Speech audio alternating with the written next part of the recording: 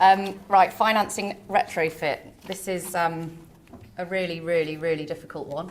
I'm going to therefore tell you a little bit around what the issues are and why it is very difficult to retrofit, and not retrofit, but finance the retrofit, and also just talk a little bit about some ideas potentially. So, there is room for more innovation in financial products. We've heard lots about some really exciting things that you can do today.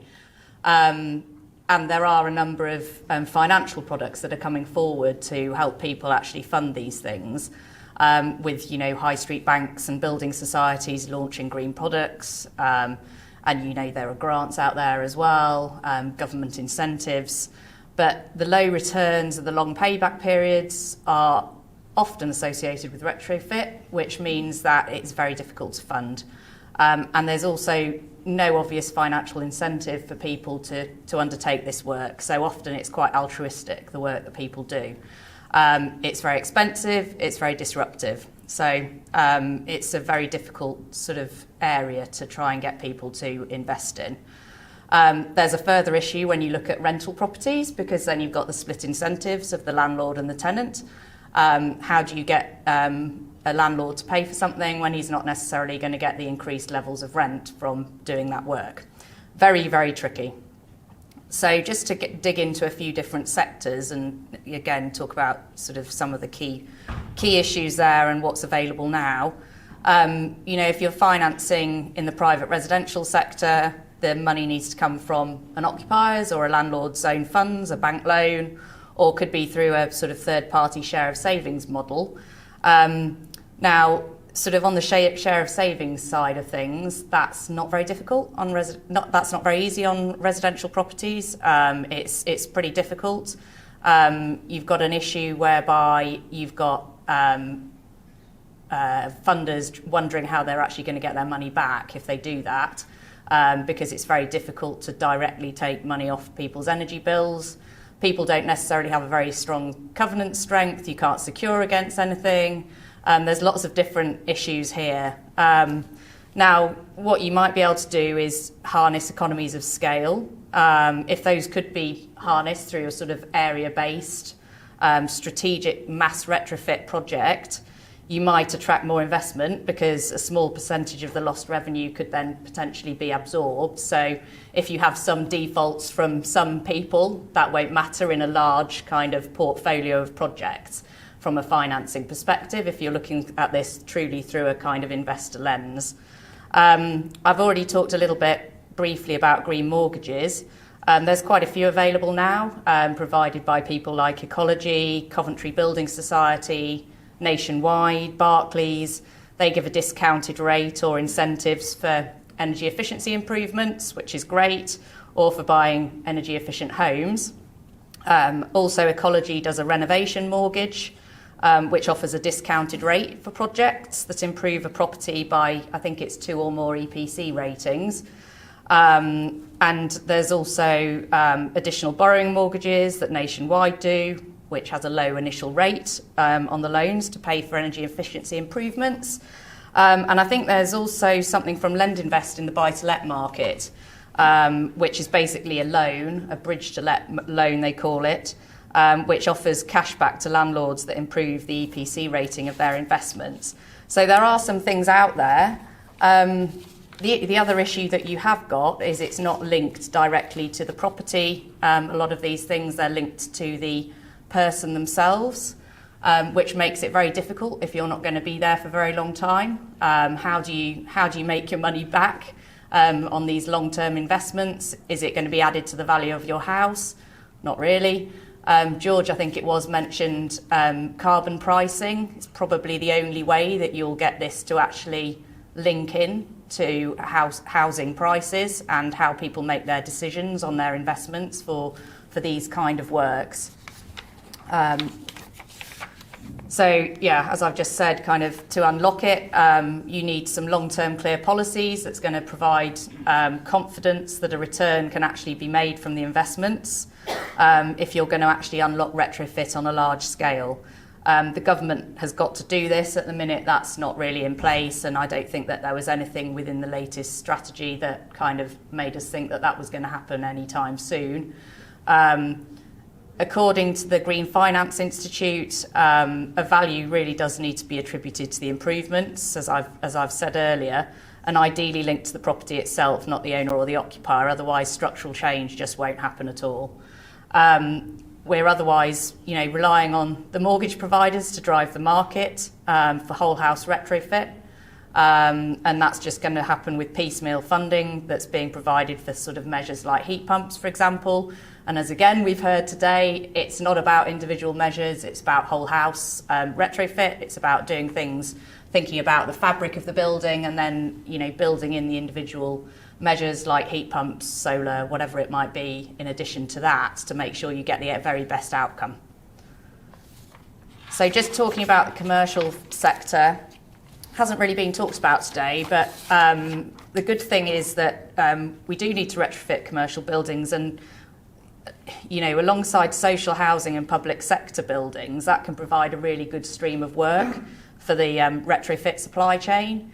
It is easier to finance, not perfect. It is still tricky because it's just more readily available for sort of larger, longer term tenants, people with a longer horizon in relation to how long they're going to be occupying a property, people with a stronger balance sheet. Certainly, some SMEs have faced difficulties in accessing finance for this kind of thing. And that's often due to the sort of scale of the investment being a bit small, really, for a bank to finance, and also their balance sheets being less robust. You've also got the issue of, I don't really know how to do this. So they need advice and help, really, in order to kind of move things forward.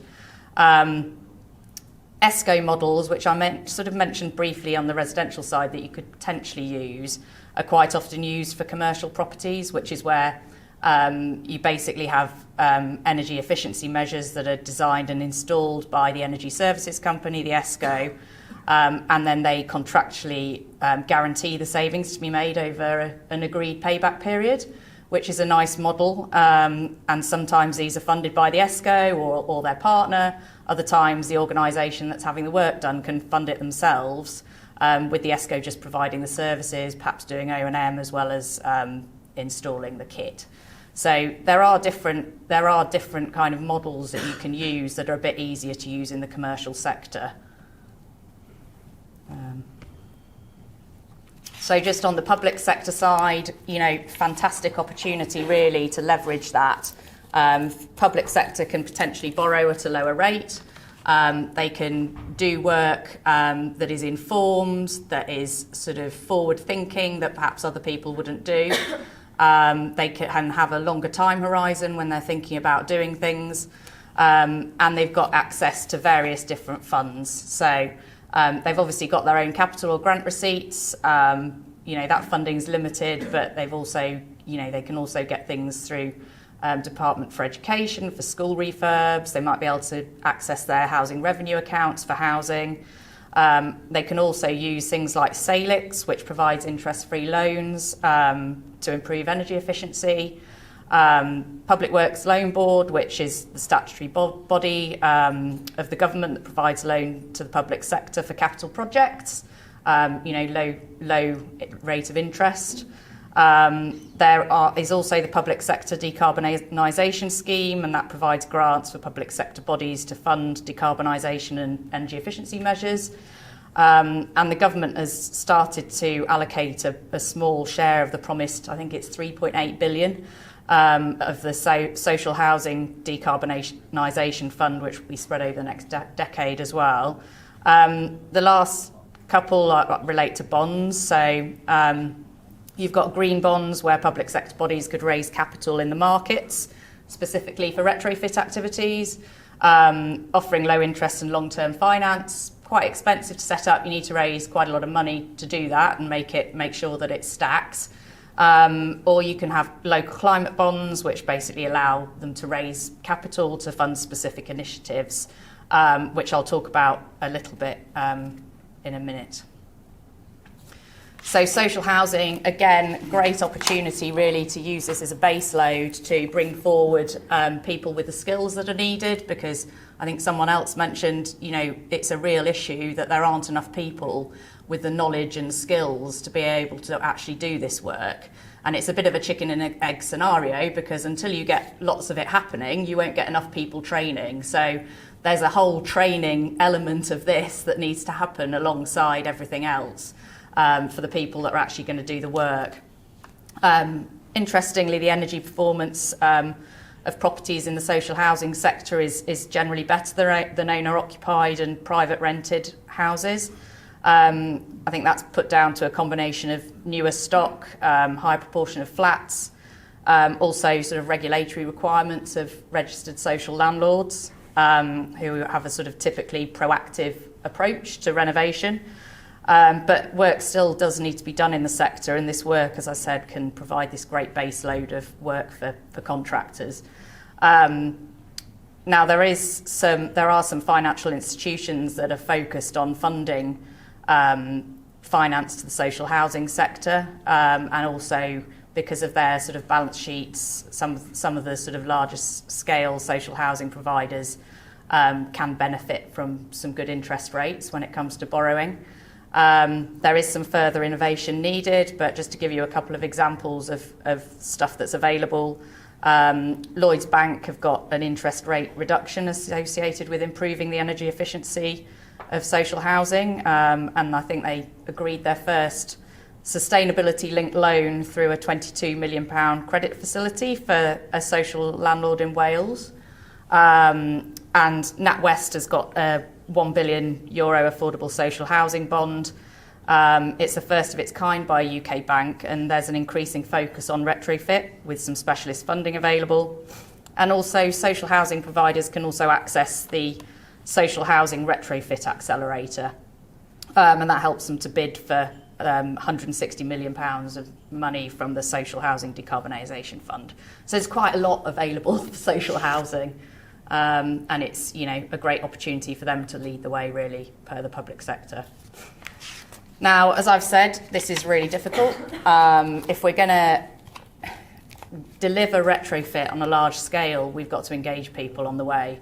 If we don't, we're not going to be able to do it, basically. The only way that we would do it is by pumping hydrogen into everyone's houses, I think, but you're still going to lose a lot of energy through the walls.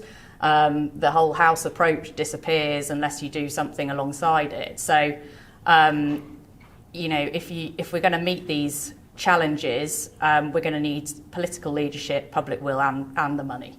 We're going to need £400 billion put into the green economy in the next decade, which is an awful lot of cash.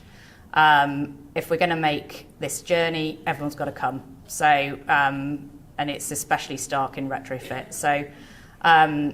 But people do actually want to make changes.